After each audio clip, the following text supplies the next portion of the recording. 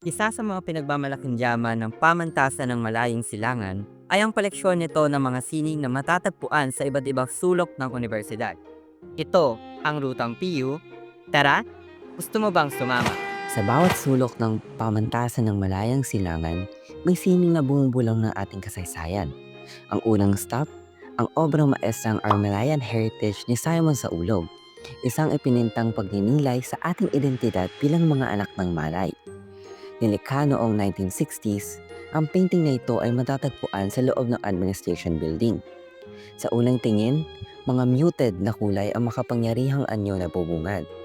Ngunit sa mas masunsing pagtingin, pasasalamin ang malalim na paggalang sa ating pinagmulan bilang mga Malay. Mga taong may sariling sining, pananampalataya at paraan ng pamumuhay bago pa man tayo ginambala ng pananakop. Makikita sa obra na ito ang mga katutubong anyo, mga mandirigma, ina, manggagawa na pinagsama-sama sa isang eksenang puno ng galaw at damdamin.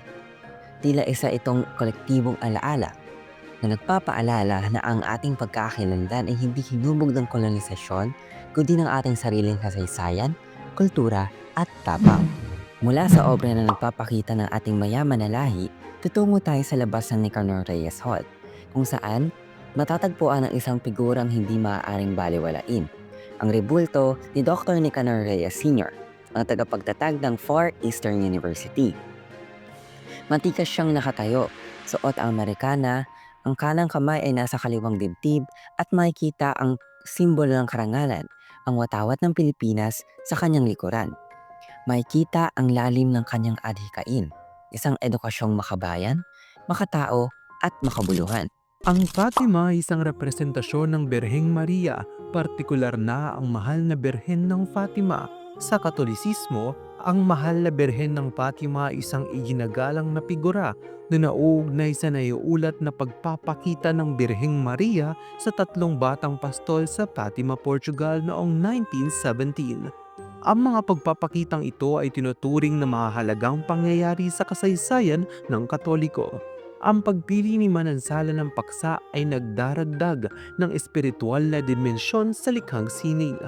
Kaya naman, ginagawa itong isang paksa para sa pagpapahalaga sa sining at pag-aaral para sa mga estudyante at mga mahilig sa sining.